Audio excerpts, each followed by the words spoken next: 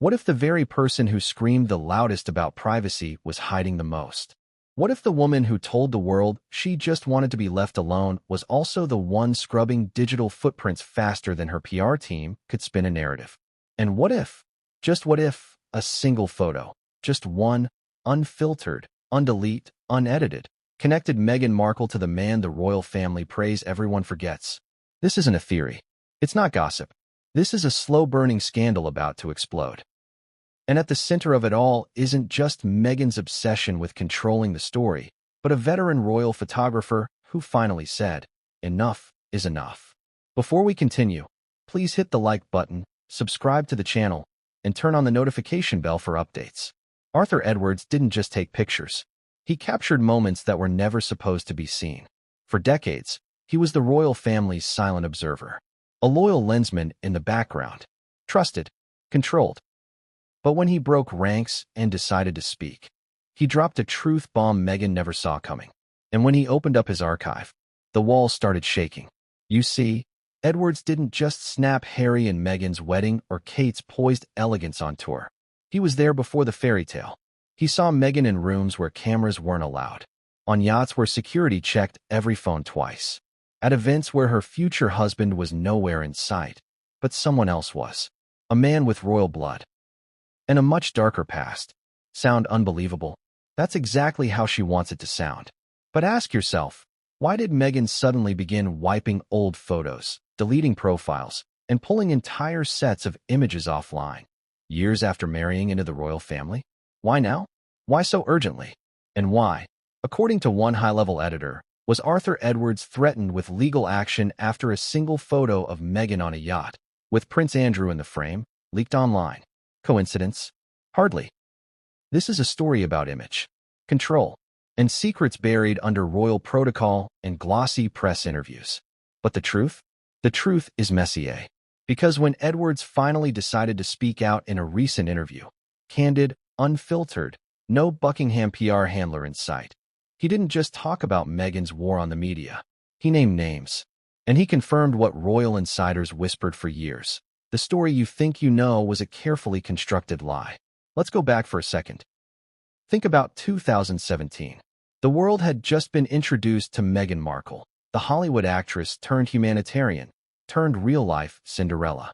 She was glamorous, articulate, mysterious, and above all, relatable. "I just want a normal life," she said. "Just privacy." But within months, Netflix documentaries, magazine covers, ghost-written books, and photo ops with paparazzi she claimed to hate. How does that make sense? How do you balance a plea for privacy with six-figure brand deals and prearranged sidewalk candids in designer coats? This contradiction haunted Edwards, a man who watched Princess Diana battle the cameras, who witnessed Fergie's downfall, who saw Kate Middleton protect her image with grace.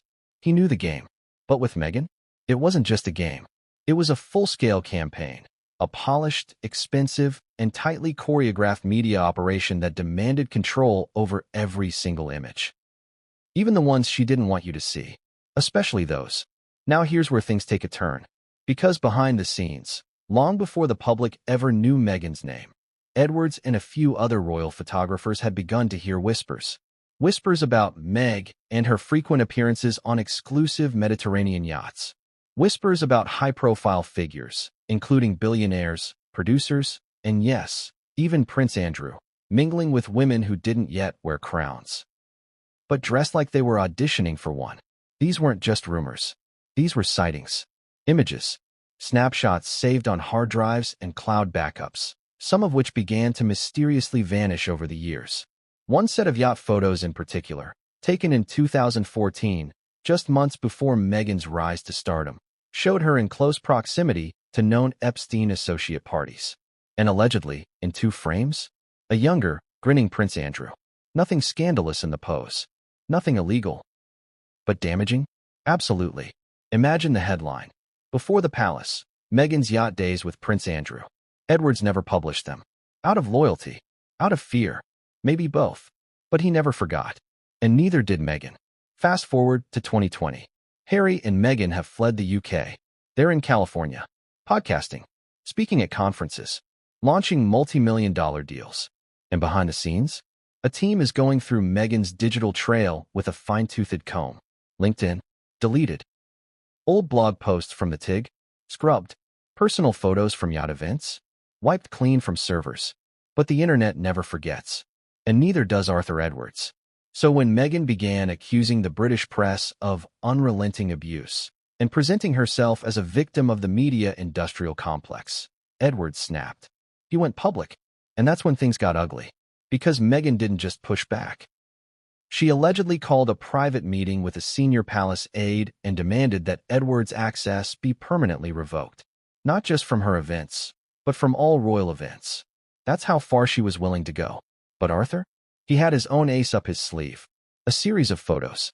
One in particular, which shows Meghan at the edge of a yacht deck, laughing, cocktail in hand, with Prince Andrew in the blurry background. It had never been published, never been shown, until now. And no, we won't show it here, but we will describe it. Because understanding the implications of this photo is key to everything Meghan has tried to erase. It's not about what she did. It's about what she hid. And now, for the first time, we're going to pull back the curtain on her carefully managed history.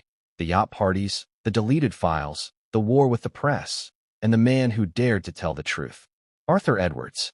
The photographer she couldn't control. But what came next would change everything, and no one saw it coming. What would you do if the past you buried was about to rise up? Unfiltered, unedited, and utterly damning. Would you confront it?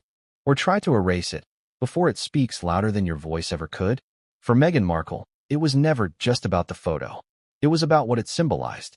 Because that single image Arthur Edwards kept, tucked away, unpublicized, untouched, wasn't just some blurry vacation snap. It was a portal. A time capsule into a life she worked obsessively to delete. One where she wasn't a duchess, wasn't a victim, wasn't even special yet. She was present, and in that presence stood the biggest contradiction of her entire public persona. The woman who declared herself a fierce feminist, a voice for justice, a torchbearer for transparency, laughing freely aboard a billionaire's yacht, surrounded by figures whose names now echo in scandal, not legacy. So when Arthur hinted, casually, and with a photographer's smile, that he still had a few photos she wouldn't want printed, the media froze. Not because they didn't believe him, but because they absolutely did. And Meghan? She wasn't just furious. She was terrified. You see, Arthur Edwards had watched this movie before. He'd seen ambitious women walk into the royal spotlight with poise and grace. Princess Diana, Camilla Parker Bowles, Kate Middleton. He saw how the crown tested them, hardened them, exposed them. But Meghan? She didn't bend to the crown. She challenged it, rewrote it, then fled it. And in doing so, she created a paradox no palace aide could manage. A duchess who demanded privacy while signing multi-million-dollar media deals. A public figure who sued for defamation while releasing a 6-part Netflix documentary with exclusive access. A mother who wept over paparazzi intrusion while flying private to fashion events with photographers on standby. Do you see the problem? So did Arthur. And maybe that's why, when Meghan's lawyers allegedly contacted multiple British outlets urging them to cease and desist from using old photos not cleared by her team, Arthur chuckled. Because some photos don't belong to her team. They belong to history. And this history? It has a face. Here's where things get deeper. When the yacht photo in question first surfaced, it wasn't shared by Arthur. Not directly. It was quietly slipped into an anonymous European blog. Low traffic, no names, buried deep in Google's image archives. But royal sleuths are relentless. Within hours, forums lit up. Is that Meghan? Is that Andrew? What is she wearing? Why is this gone from every known media repository? The photo wasn't graphic, not scandalous in a tabloid sense, but it was loaded. It showed Meghan, pre-Harry, pre-titles, pre-tabloids, wearing a light peach dress, holding what appears to be a mimosa, looking out toward the sea. Her face is in profile. The lighting is perfect. In the blurred background, several feet away, is a man in a white linen shirt, holding a cigar, sunglasses on. No direct gaze to the camera, but the outline of his jaw, unmistakable. Prince Andrew. Now let's pause. No one's claiming there was anything inappropriate. Let's be clear. But for a woman who has gone to extreme lengths to distance herself from royal baggage, from scandal, from toxic headlines. Being captured on the same yacht as that man is explosive. And Meghan knew it. So the moment this image began circulating in encrypted forums, her camp moved fast. A DMCA notice here. A takedown request there. Even Reddit threads were allegedly flagged and removed. The message was loud and clear. This photo must vanish. But ask yourself, if it's nothing, why try so hard to erase it? Enter Arthur Edwards, once again. When asked directly in a podcast interview about the yacht rumors, Edwards paused, smiled, then said something no one expected. There's always more than one lens at those parties. That's the thing about the past. It doesn't delete as cleanly as you think. Boom. He didn't say Meghan's name. He didn't have to. And just like that, the gloves were off. This is where the story begins to spiral. Because as soon as Arthur made that comment, the royal media machine activated. Reporters started digging. Old freelance photographers were contacted. Private collections were reviewed. And slowly, very slowly, snapshots began to trickle out. Images of Meghan from the years before suits. Photos from fundraising galas in Monaco. Photos from yacht decks with global elites. Poses with tech billionaires. One particular shot with a Russian arms dealer's nephew. Innocuous, yes, but suspicious in the current climate. Each one seemingly benign on its own. But stacked together, they told a very different story. One Meghan had spent years and millions trying to bury. One she believed was safely under wraps. Until now. So where does that leave us? Let's zoom out. Why does this matter? Because image is power. And Meghan Markle built hers brick by brick, pixel by pixel, with surgical precision. From the color of her outfits to the angle of her podcast mic, nothing was accidental. So when a piece of that narrative cracks, the whole castle trembles. Arthur Edwards wasn't just exposing a photo. He was exposing a strategy, a curated, calculated erasure of inconvenient truths. And it begged the question, what else has she deleted? What parts of her history are we not supposed to know? What real stories, behind the blog posts, behind the palace walls, are still waiting in dusty memory cards, undelete cloud drives, or the minds of photographers who, until now, stayed loyal? Because if Arthur Edwards finally broke his silence, who's next? And what haven't we seen? The truth is, Meghan's battle for privacy was never really about being left alone. It was about control. Control of the narrative. Control of the lens. Control of the past. Why now? That was the question echoing across newsrooms, press pens, and palace corridors the moment Arthur Edwards leaned into the mic, cleared his throat, and said the one thing that turned the royal media ecosystem upside down. I've kept my mouth shut long enough. But I saw what she tried to erase. Silence. Even the podcast host blinked, unsure whether to laugh, press further, or cut to commercial. Because when Arthur Edwards, the man who photographed 6 royal reigns, who captured Diana's tears, Charles's awkward smiles, William and Kate's first kiss, and Queen Elizabeth's final days, says he's done holding back, that's not gossip. That's a detonation. And it didn't come from some TikTok theorist or anonymous blog. It came from the most trusted lens in royal history. So let me ask you, what makes a man who spent 5 decades building quiet, consistent access to Britain's most powerful family finally decide to speak? Was it frustration? Was it loyalty? Or was it the terrifying realization that history was being rewritten by someone who wasn't even trying to tell the truth? Let's rewind. For years, Arthur played the game. He stood behind velvet ropes, nodded respectfully at palace aides, wore the right suits, kept his mouth shut, and waited. He watched Meghan Markle enter the royal fold with flashing smiles and perfectly rehearsed hand-holding. He saw the way she and Harry controlled their image from day one. Hand-picked media invites, curated press shots, banned photographers. At first, he stayed silent. He'd seen new blood come and go. But something about Meghan was different. She didn't want to work with us, Arthur once said off-mic to a tabloid editor. She wanted to work above us. And that was a problem. Because the royal family and the press operate under an ancient, unwritten contract. You give us access, and we give you myth. But Meghan? She wanted the myth without the access. And when that myth cracked, when headlines turned sour, when the palace leaked warnings about difficult behavior, Meghan did what no royal had done so brazenly since Wallis Simpson. She declared war on the press. And Arthur? He became enemy number 1. The breaking point didn't happen in front of a camera. It happened in a dimly lit hallway at Kensington Palace in early 2019. Arthur, along with 3 other veteran photographers, had been invited to capture Harry and Meghan at a charity event for wounded veterans. The event was low-key, minimal security, few press. Arthur arrived early, always early. As he unpacked his camera, one of Meghan's aides approached, clipboard in hand, eyes nervous. "Mr. Edwards," she said, "I've been asked to confirm that no photos will be taken unless pre-approved by the Duchess's team." He paused. He blinked. He'd been doing this job longer than that aide had been alive. "No candid shots?" he asked. The aide shook her head. "Only the angles she's requested." He laughed, not cruelly, just in disbelief. Because the very definition of photojournalism, especially with royals, is candid. And for Meghan to try and direct him, as if he were a stage photographer at a Vogue shoot, it was an insult. Arthur packed up his camera, politely nodded, and left. He didn't say a word publicly.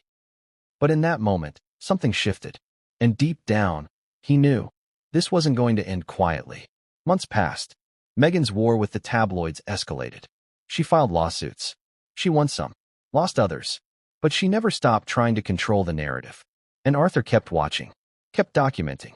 And quietly, he began reviewing his old files. Not for gossip, not to sell to tabloids, but because something didn't sit right. Too many things were disappearing. Photos he remembered taking of Meghan from years prior, gone from archives. Old red carpet appearances, scrubbed. Social media accounts linked to her pre-Harry life, erased. Even paparazzi shots from her acting days, purged from licensing libraries. And when he asked around, discreetly, he heard the same whispers. Her lawyers reached out. She paid for exclusive rights. She had her old team delete everything. Why? Why would someone go to such lengths to destroy their own history? Unless they had something to hide. Fast forward to the day Arthur broke his silence. It wasn't planned. It wasn't scripted. He was invited on a podcast celebrating royal photojournalism. An hour of harmless nostalgia, safe stories, nothing scandalous. The host asked casually, "So, you've shot the Queen, Diana, Camilla, Kate. What was it like capturing Meghan?" And Arthur, after a long pause, said this: "I didn't capture Meghan. Meghan captured herself." And then tried to bury the negatives. Boom. There it was. A perfectly loaded sentence. The host sat forward. "What do you mean?" And Arthur, with a smirk, elaborated. "There's a difference between someone who doesn't like cameras and someone who wants to control the film. Meghan was the latter. She didn't want privacy. She wanted power." And when asked about the yacht photos, he didn't flinch. "I know the photo everyone's talking about. Yes, it's real. Yes, it was taken before she met Harry. And yes, someone very high up wanted it gone." The fallout was immediate. Clips of the interview went viral in under 24 hours. Royal Twitter erupted. Mainstream outlets danced around the story, carefully quoting Arthur without platforming the photo. Meghan's camp? Silent. But insiders leaked that she was furious and felt betrayed. Of course she did. Because Arthur wasn't just some tabloid hack. He was trusted. He was royal approved. He had decades of clean, loyal coverage behind him. And now he was talking. And worse, he hadn't shown the worst yet. So why did Arthur do it? Why speak now? Because, as he said in his final minutes on that podcast, history doesn't belong to the loudest person in the room. It belongs to the people who remember it, who record it. I remember. I recorded. And I'm not deleting a thing. That sentence landed like a hammer. Not because it was cruel, but because it was true. Meghan Markle had spent the last 5 years painting herself as a woman hounded by the press. But what if the press had simply stopped playing her game? What if someone like Arthur, tired of being manipulated, finally said, "No more"? What if the silence broke? What if the archive opened? And what if the next photo released to the public didn't just feature a blurry man in the background, but evidence of intentional deception? Because the photo was just the beginning. The pattern it exposed? That's the real story. And in the next chapter, we'll dive straight into the deleted images, the timelines Meghan can't align, and the private messages her team accidentally left in public image metadata. Because when you try to rewrite your past, it always finds a way to rewrite you. Let's pause for a second. You might be thinking, okay, she deleted some photos, so what? Celebrities do that all the time. What's the big deal? But here's the problem. This wasn't normal celebrity cleanup. This was an orchestrated purge, relentless, methodical, and high-level. A deletion campaign that spanned years, crossed borders, and, if Arthur Edwards is to be believed, had the quiet cooperation of individuals inside the palace, top-tier PR firms, and even offshore hosting platforms. Still think it's just about photos? Let's break it down.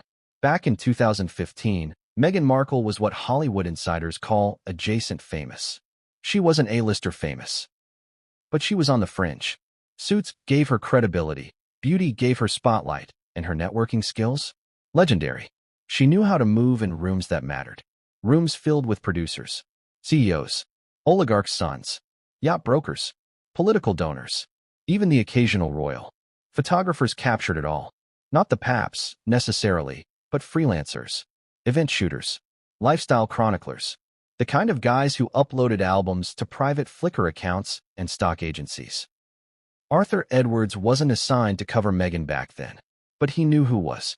One of them was a French-Italian freelancer named Pascal, who was present at a Mediterranean charity auction in 2014.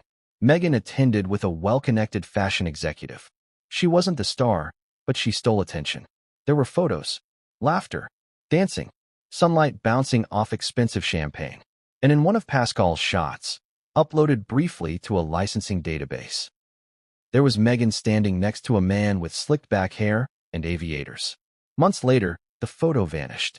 Pascal's account was wiped. When another photographer asked why, Pascal reportedly said, "Lawyers from London, big firm, told me it was in my best interest." Sound familiar? Because Arthur Edwards had heard the same thing over and over again. From different photographers, different agencies, even photo editors. "She's cleaning house," one editor whispered. Anything from 2012 to 2016. Yacht photos, charity events, socialite parties. Gone. And here's the kicker. Some of the deletions were paid for. We're talking buyouts, licensing takeovers. In one case, an editor claimed Meghan's team offered $50,000 to a small agency for exclusive rights to 10 images. $50,000 for 10 photos. What were they trying to hide? Arthur Edwards wasn't just piecing together gossip. He was building a timeline. One that started before Meghan met Harry, before Oprah, before archetypes. And what he found wasn't criminal. It wasn't illegal, but it was deeply revealing. You see, Meghan's current public persona, the silenced woman, the target of the press, the outsider who just wanted a normal life, clashes violently with the woman in these forgotten photos. Those photos tell a different story. A woman courting visibility, climbing rooms, curating access. Does that make her wrong? No, but it makes her narrative shaky. Especially when she's accusing the very press she once appeared to chase.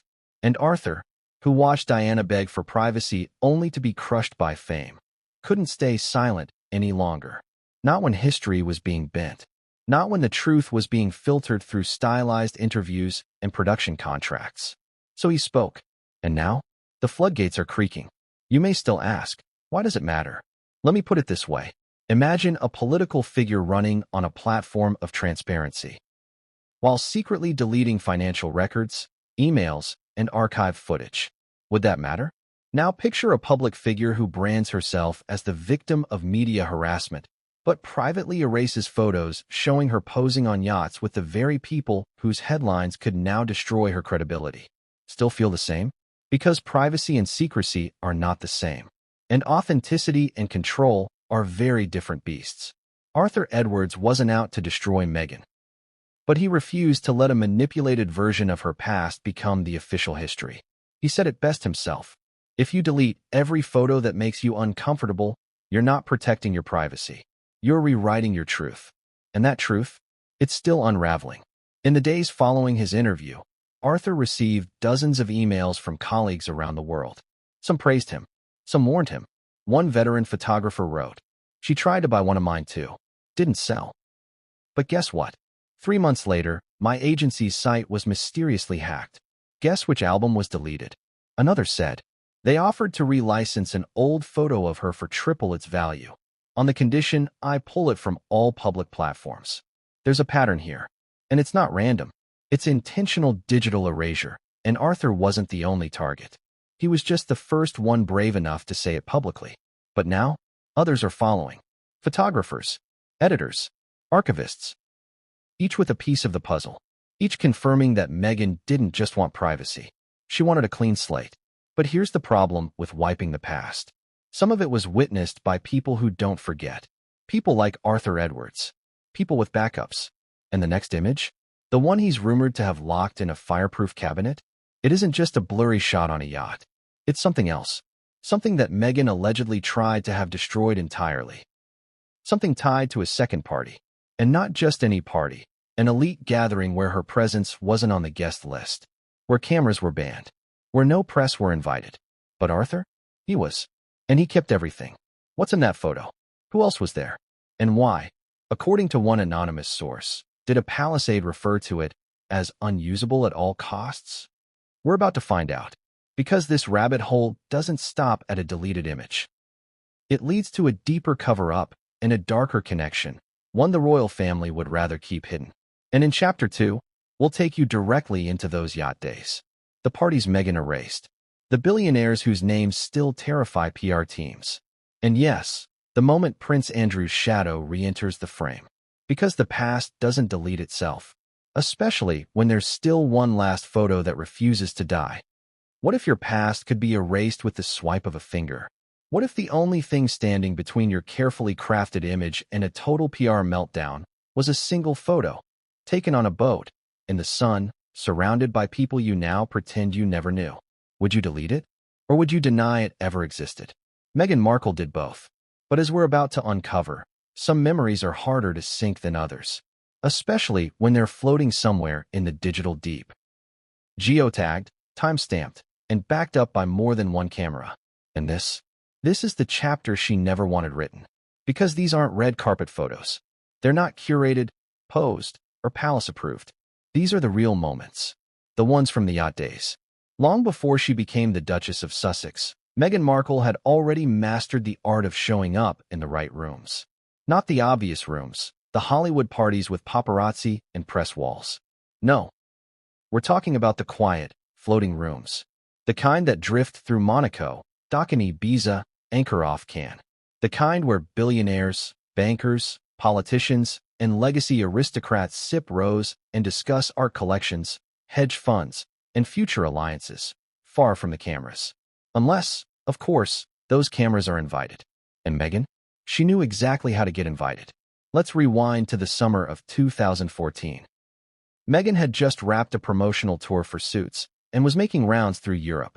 Publicly, she played the part of the solo traveler, blogging her adventures on the TIG, her now-defunct lifestyle blog. But behind the curated brunch photos and beach snaps, there was a pattern emerging. A different Meghan. One that moved in sync with discreet luxury. Yacht parties here. Private dinners there. Always adjacent to someone powerful. Sometimes in the frame. Sometimes just out of it. But always present. Multiple eyewitnesses now confirm that Meghan was spotted at a series of floating mixers during the 2014 Cannes season. These weren't just parties. They were networking summits. Glamorous, yes, but ruthlessly calculated. Among the elite circles, it's well known. Yachts are where deals are made. And not just business deals. Relationship deals. Visibility deals. Marital ambition and media access are negotiated, not gifted. And Meghan? She played the long game. One attendee, a former fashion PR rep who spoke on condition of anonymity, described Meghan as impeccably dressed, always smiling, always talking to the right people, but never staying in one conversation too long. A social chameleon. A future duchess, in beta mode. But here's where things get complicated. Because at one of those 2014 yacht events, a mid-July floating gala hosted by a controversial Eastern European industrialist, someone snapped a series of photos. The camera wasn't professional, just a high-end personal DSLR. The photographer? A French banker's wife. She uploaded the album to a private, password-protected site meant only for friends. But things don't stay private for long on the internet. A few months later, the images were quietly leaked into an obscure online yacht tracking forum, used mostly by rich kids, maritime nerds, and board insiders. That's where the digital trail began. Because in 3 of those photos, clearly time-stamped and GPS-embedded, stood Meghan Markle. wearing a flowing coral dress, sunglasses on, feet bare, laughing as she leaned against the rail of a $140 million yacht registered in Malta. In the background, a man many would later swear was Prince Andrew. Now, let's be clear, the man is blurry. The angle is awkward. He's wearing a loose-fitting shirt and dark Ray-Bans. But the jawline, the posture, the context, they match. And while no publication was brave enough to run the story at the time, several royal watchers saved the photo, just in case. Fast forward to 2020. Meghan and Harry have exited the royal family. They've declared war on the press, declared themselves victims, declared their truth. And suddenly, those photos, they begin to vanish. The forum account that uploaded them, deleted. The hosting domain, suspended. The French woman who took them, reportedly offered a quiet financial settlement for exclusive ownership. One image, however, survived. How? Because one user downloaded and re-uploaded it, this time embedding it in a composite of yacht memories with over 50 faces. A digital collage, easy to miss, but not for Arthur Edwards. He saw it. He recognized the silhouette, the gesture, the smile that wasn't for Harry. And once you saw it, you couldn't unsee it. So why does it matter? Why should we care that Meghan went to yacht parties before becoming a duchess? Isn't that her right? Yes, if that's where the story ended. But it doesn't, because Meghan didn't just attend these events. She tried to erase them. And not just the photos, the guest lists, the flight logs, the tagged friends, everything. A full-blown digital scrub. And that tells us this wasn't just about privacy. It was about narrative control. The Duchess wanted to be seen as the outsider, the Cinderella, the innocent actress swept into a world she never expected. But the truth? She was already circling it. Not just socially, but strategically. And the yacht photos? They're the receipts. One tech investigator, who examined metadata from the original 2014 uploads, noted that the file names were unusually detailed, suggesting internal cataloging. And get this, one of the deleted photo sets had this file name. Monaco_royal_party_Meghan_Andrew_R_2014 JPG. Now, in that world, names are often abbreviated for discretion. But come on, Meghan M. Andrew R. The implication is chilling. And while we can't confirm the original file name was written by Meghan or her team, what's been confirmed is even more damning. Her legal representatives sent 4 separate copyright takedown notices for photos from that event between 2020 and 2022. Why would someone who claims no memory or no significance of such an event fight so hard to scrub the record? Unless it wasn't just a party. Unless it was a calculated step in a longer game. A game to build alliances, climb social ladders, position herself, and the person caught in the blurry background? Let's just say his name carries more weight and more danger than anyone else in that floating circle. Because Prince Andrew isn't just a disgraced royal. He's a trigger, a living symbol of everything the palace wishes people would forget. And Meghan? She knows that, which is why she can't afford to be linked to him. Not even in passing, not even on a yacht, not even in a photo. But it's too late now, because Arthur Edwards kept the proof. And others? They're just starting to come forward. What they're saying will shake the foundations of Meghan's entire narrative. And in the next section, we'll follow the trail of photo suppression, aggressive PR blackouts, and digital espionage that targeted anyone who tried to expose this part of her past. Because as it turns out, the woman who demanded the world respect her privacy was the same one frantically scrubbing history before it could speak for itself. Let's talk about erasure. Not just digital deletion. Not just cleaning up your Instagram feed or unfollowing old friends. We're talking about full-scale, forensic image warfare. Behind Meghan Markle's polished smile and scripted soundbites was an invisible army, one composed not of stylists or security, but of digital hitmen, reputation managers, image consultants, lawyers, crisis handlers. And their mission? Purge, scrub, dismantle, make it vanish. But the internet doesn't forget, and neither do photographers, especially not ones like Arthur Edwards, who knew exactly how hard Meghan had been working to hide her yacht days from the public eye. Let's break it down. In 2021, just as Meghan and Harry's Oprah interview sent global shockwaves, a curious thing happened in the shadowy corners of the internet. Image hosting platforms, small ones, not the mainstream players, began pulling down entire albums of pre-royal Meghan content. Nothing illegal, nothing scandalous, just inconvenient. Some photos had languished in obscurity for years. Poorly tagged, hard to find, forgotten. Until, suddenly, they weren't. Behind the scenes, users who uploaded these files started getting notices, copyright claims, privacy violations, even cease and desist letters. One UK-based user known for maintaining a large archive of celebrity yacht appearances received a stern email from a California law firm representing a high-profile client formerly associated with the British royal family. The letter demanded the immediate removal of any content involving private marine events, including but not limited to offshore gatherings in European waters between 2012 and 2016. Oddly specific, isn't it? Especially since the photos in question were taken in public spaces, on open decks, surrounded by press, influencers, and guests. No NDAs, no restrictions, just a woman in a sun hat, smiling. But that woman was Meghan Markle. And suddenly, what used to be harmless nostalgia became a legal minefield. Let's dig deeper. One particular set of images, allegedly from a 2015 St. Tropez yachting weekend, showed Meghan alongside a cluster of other socialites. Nothing salacious, no scandals, but one image stood out. She's seated beside a man whose face is turned slightly, but whose profile is eerily familiar. Thin lips, royal chin, a certain infamy. It resembled Prince Andrew. Again, no contact, no interaction. Not even a shared smile. But proximity? Unmistakable. And for Meghan, in 2021, that proximity was nuclear. Why? Because the man's reputation had since imploded. Because Epstein. Because lawsuits. Because scandal. And for someone building a global brand on feminist values, philanthropy, and moral high ground, that image could flatten it all. So, like a storm chaser trying to outrun a hurricane, her legal team moved fast. And according to an anonymous source at a European image licensing firm, faster than anyone they'd ever seen before. They didn't just ask us to remove the photos.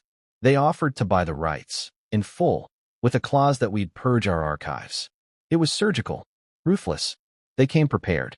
Sound like someone protecting her past? Or someone editing her origin story? Arthur Edwards, meanwhile, watched all of this unfold with what he called a heavy familiarity. Because he'd seen another royal try the same tactic once. Back in the late 90s, Fergie, the Duchess of York, had tried to bury unflattering paparazzi shots. Lawyers, legal threats, magazine pullbacks. It didn't work. Why? Because the attempt to erase something almost always draws more attention to it. And Meghan? She was doing it at scale. With money. With muscle. With Silicon Valley consultants. But even her army couldn't scrub everything. One cloud archive, hosted in a small Eastern European country, proved difficult to access. And somewhere deep in that server, a folder named 2014 Yacht Circuit, VIPs, remains encrypted but visible. The description? Global figures, pre-royal status. Discretion advised. Among the image thumbnails? A woman in coral. A man in white. A moment not meant for history, but preserved by it anyway. Here's where it gets even stranger. A former staffer for a boutique public relations agency in Los Angeles, who once consulted for Meghan, broke silence in an anonymous tip to a tabloid, saying, "We were instructed to erase anything from the pre-Duchess years that didn't match the new brand. Yachts were top of the list, especially anything near political figures or British elites." She added, "The phrase we heard over and over was, sanitize the ascent." Let that sink in. Sanitize the ascent. We're not just talking about removing red carpet flubs or old TV scenes. We're talking about rewriting the ladder she climbed to get to Windsor, erasing the faces she once stood beside, erasing the waters she sailed through to reach the crown. But what happens when you try to erase real people? People like Arthur Edwards? People who don't play along? People who remember? Arthur wasn't at those yachts. Not all of them, anyway. But he knew who was. He knew which freelance photographers had been invited. He knew which agencies got the blurry phone snaps. He knew the timelines. And when he started connecting the dots, it became clear. Meghan's media erasure wasn't just damage control. It was a strategic cleansing. Why? Because a clean past makes for a perfect victim. Because erasing the yacht days allowed her to claim she'd never chased the spotlight, never chased royals, never chased power. And yet, the photos tell a different story. A story of presence, of positioning, of a woman who wasn't plucked from obscurity, but had already been circling the sun. One royal insider put it this way: Meghan didn't stumble into royalty. She navigated into it. And the yachts? They were stepping stones. Moments she doesn't regret, but moments she can't afford to own now. Not with the brand she's built. Not with the scandals she's condemned. Not with the figure in the background whose name she dare not mention. But guess what? The photos exist. The metadata exists. The people in the background exist. And Arthur Edwards? He's not the only one who kept copies. There are others. Archivists. Paparazzi with grudge folders. Former friends with backed-up iClouds. Insiders with just-in-case collections. And one of them is rumored to have a second yacht photo. One that makes the Andrew shot look tame. One that shows Meghan, not near scandal, but smiling next to it. And that image? It's about to surface. In Chapter 3, we'll expose the shocking connections between Prince Andrew, the elite yacht circuit, and Meghan's missing years. Because when the seas are this carefully charted, you can bet the truth was never lost. It was just delayed. What do you get when you mix a future duchess, a disgraced royal, and the most exclusive waters of the Mediterranean? You get a scandal that no one wanted to touch, but that's exactly why we are. Because in a world where appearances are everything, nothing is more dangerous than a photograph that wasn't supposed to exist. And if Meghan Markle's media machine was designed to shield her from scrutiny, then this chapter is the crack in the armor. The one that reveals not just what she hid, but who she was hiding from. And at the center of it all, Prince Andrew. Let's be blunt. The name Prince Andrew doesn't conjure up images of fairy tales or duty or nobility anymore. It conjures up shadows, scandal, the unspeakable. So when whispers began surfacing that Meghan, years before becoming the Duchess of Sussex, had been spotted near Andrew during her yacht years, the public barely blinked. It sounded too wild, too messy, too dangerous. Surely, it had to be false, right? That's what her team was counting on. But here's the problem with secrets. They tend to float back up, especially when they're anchored in places like Monaco, St. Tropez, and the Amalfi Coast. To understand this chapter, you have to understand the yacht circuit. Not the party boats. Not the Instagram charters for influencers. The Real circuit, where the vessels have diplomatic flags. Where billionaires trade daughters and deals over sunset cocktails. Where royalty, active and disgraced, still roam with impunity because maritime law doesn't ask questions. It's not just a party scene. It's a recruiting ground. And for women looking to rise in elite circles, visibility on those decks is currency. Meghan understood that. So did Andrew. Which is why their presence in the same frame, even years before they became household pariahs for entirely different reasons, matters. Because it disrupts two timelines.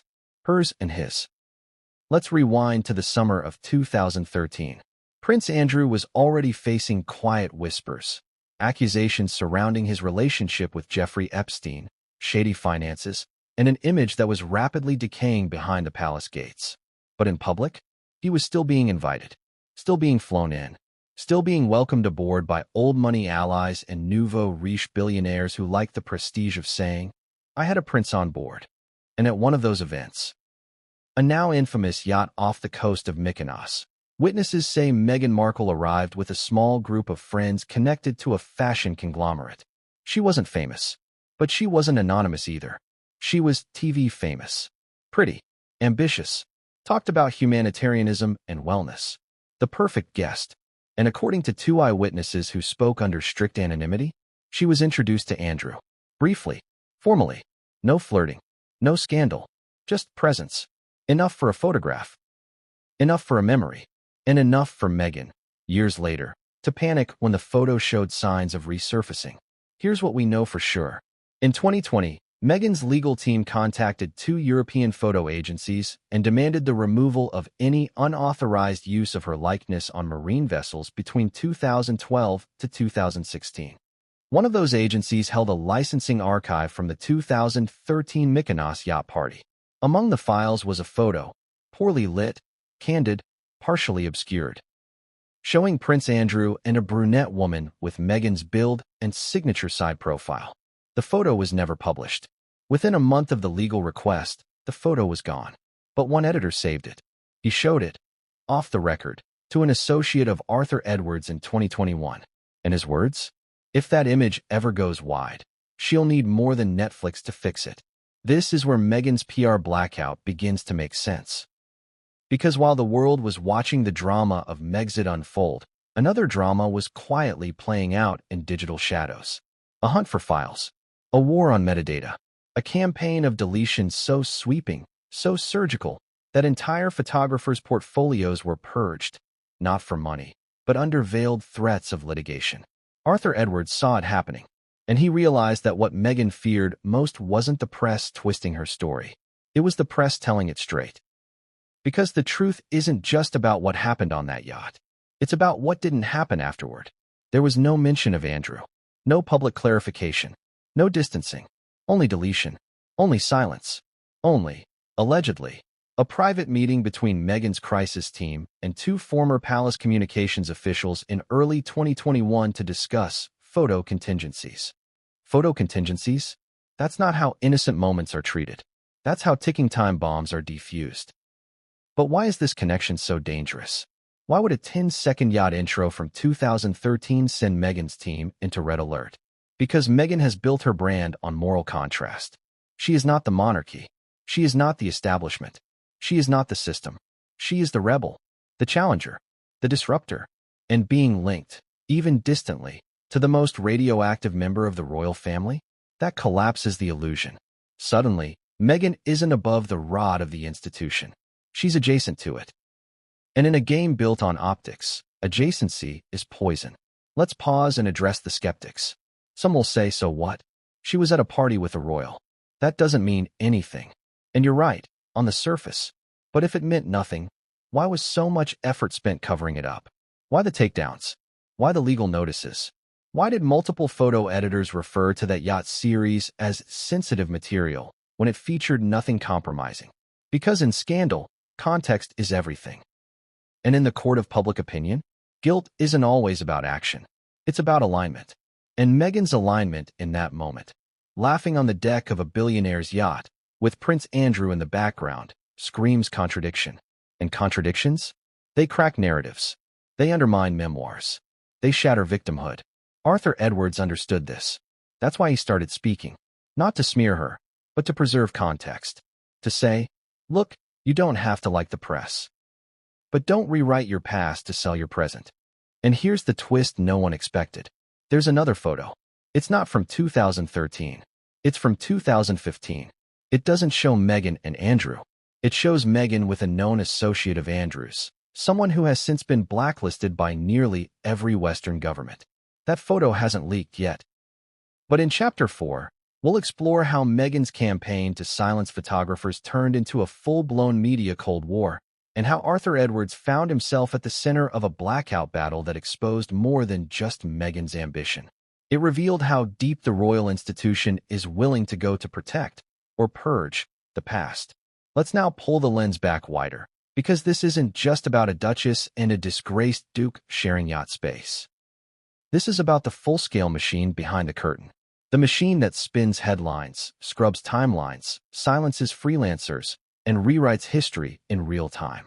You see, what Arthur Edwards stumbled into wasn't just a story of one photo. It was a pattern of control. And the moment he broke that silence, he triggered the kind of internal panic that only happens when someone gets too close to something real. Because behind Meghan's smile and behind Andrew's downfall lay a cold truth. The royal family's deepest scandals rarely die, they're buried alive. And the PR blackout? It wasn't just Meghan's doing. According to one source inside a media syndication firm in London, a confidential agreement was circulated internally in 2020 regarding sensitive content involving both Meghan, Duchess of Sussex, and Prince Andrew. It instructed staff to flag any photos containing both individuals, even if incidental, archive, but restrict third-party licensing. Refrain from republishing older files from yacht circuits between 2012 to 2016 unless cleared by legal. Let that sink in. Photos that featured Meghan and Andrew, even incidentally, were now classified as sensitive. Not salacious, not criminal, just inconvenient. Inconvenient to Meghan's narrative, and equally inconvenient to the palace's desperate effort to draw a clear line between their modern, progressive royals and the legacy of scandal that Andrew represented. But Meghan's presence in those photos blurred that line. Here's where Arthur's revelation becomes even more damning. One of his closest colleagues, let's call him Martin, a 30-year royal photographer with his own archive, confided that a photo Meghan's team tried to purchase outright was not from a yacht, but from a private royal retreat in Scotland. The photo shows Meghan on the grounds, chatting with two guests. One of them? A woman later identified as an ex-girlfriend of Prince Andrew who had close ties to Epstein. Martin didn't even realize the significance of the photo until years later. But once Meghan married Harry, that photo's value skyrocketed, and so did the pressure to remove it. They offered me £35,000, Martin told Arthur. And they weren't subtle about it. They said, "We'd like to help you clean up your archive." Arthur's response: "History doesn't get cleaned. It gets recorded." That's when he knew. This wasn't just a duchess protecting her image.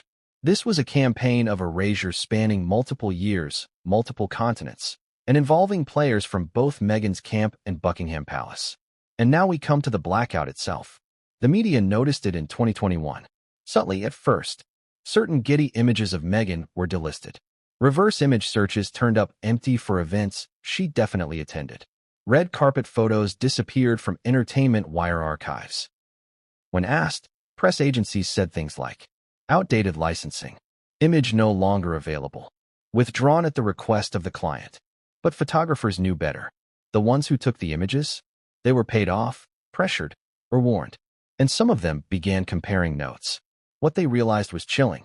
Over 40 known images of Meghan at international social events between 2012 and 2016 had been deleted or restricted across at least 6 major image platforms. Even Arthur Edwards, with decades of institutional protection, had 4 of his pre-Sussex Meghan images quietly flagged for takedown in 2022. Who flagged them? Not Buckingham Palace, not the Times, but a private US-based reputation management firm linked to Meghan's legal team. They weren't just erasing yacht photos. They were erasing an entire chapter of her life. And here's the final twist.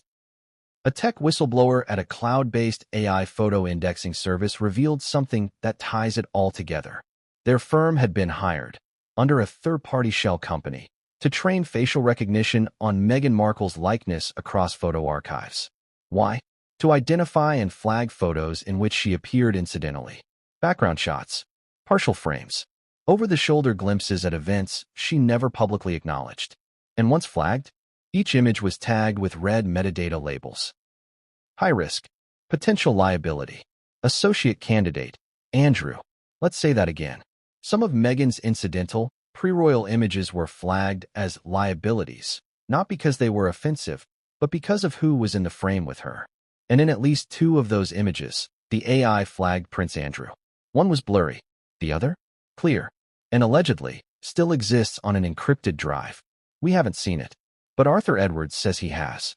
And the moment he saw it, he knew this wasn't just a PR cleanup job. This was a firewall built to separate Meghan's curated origin story from the very real and very damning people she was once near. So what does it all mean? It means the story we were sold, that Meghan was the outsider, the naive actress who accidentally fell into royalty, isn't just incomplete. It's engineered. And worse, it overlaps with the darkest corners of royal scandal. Because when you share space with someone like Prince Andrew, even for a moment, you're no longer just a player in the royal drama. You're a piece of the puzzle the palace wants hidden. And when that puzzle gets too close to the truth, they don't solve it. They burn it. Or at least they try. But in the next chapter, we'll expose the internal war Meghan launched against the photographers themselves, how she tried to control the press from the inside, blacklist dissenting photographers, and even silence Arthur Edwards permanently. Because when control slips, so does the mask. Why now?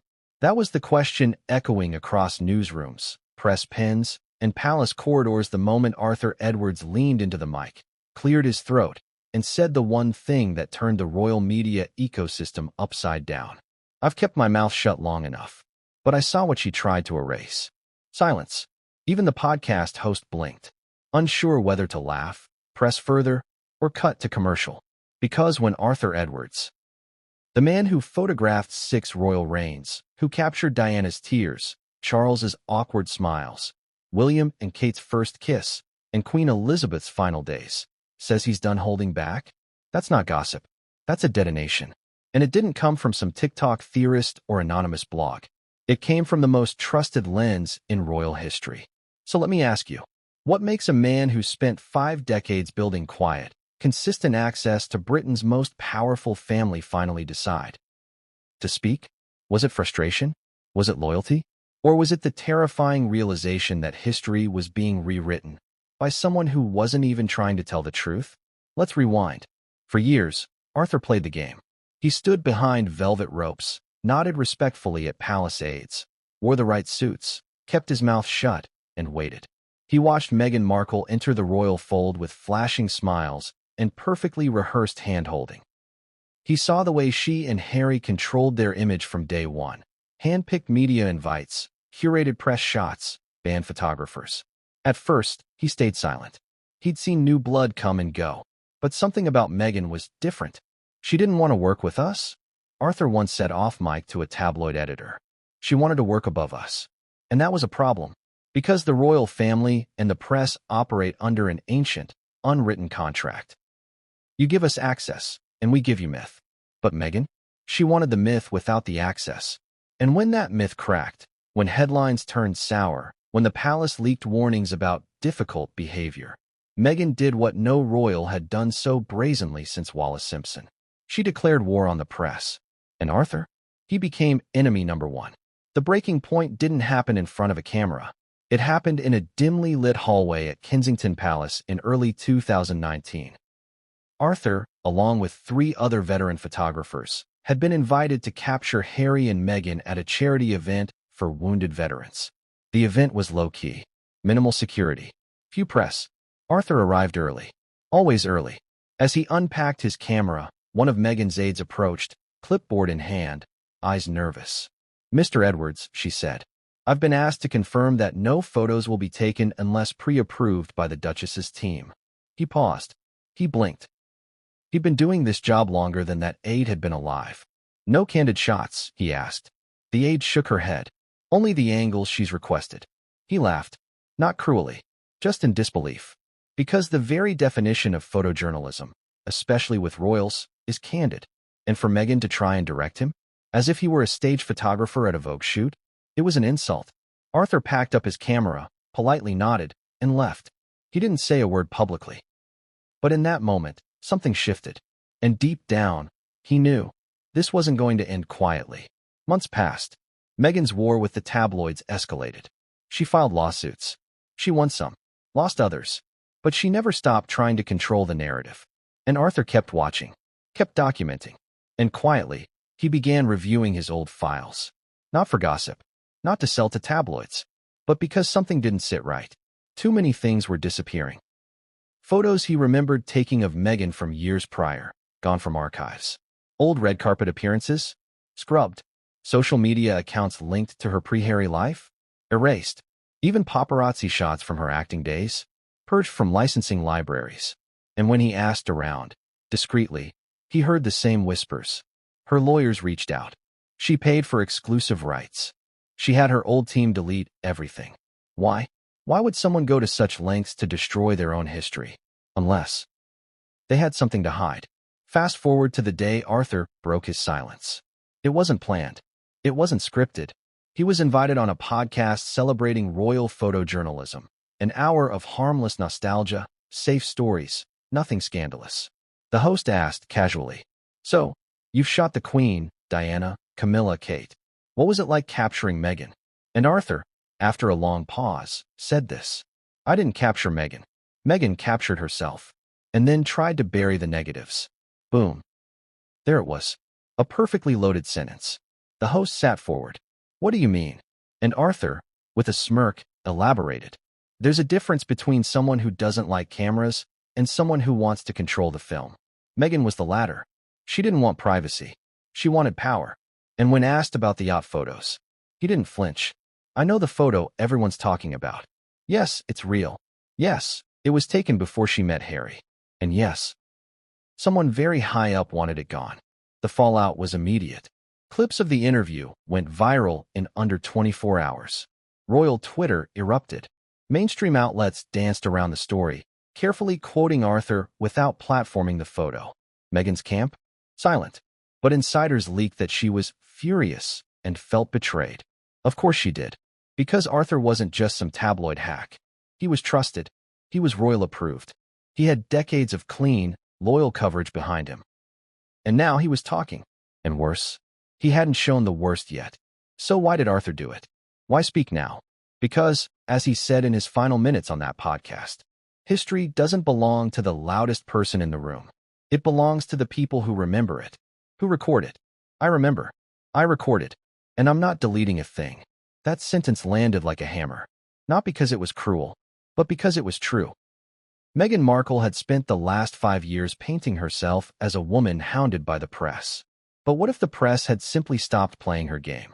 What if someone like Arthur, tired of being manipulated, finally said, "No more"? What if the silence broke? What if the archive opened? And what if the next photo released to the public didn't just feature a blurry man in the background, but evidence of intentional deception? Because the photo was just the beginning. The pattern it exposed? That's the real story. And in the next chapter, we'll dive straight into the deleted images, the timelines Meghan can't align, and the private messages her team accidentally left in public image metadata. Because when you try to rewrite your past, it always finds a way to rewrite you. Let's pause for a second. You might be thinking, okay, she deleted some photos, so what? Celebrities do that all the time. What's the big deal? But here's the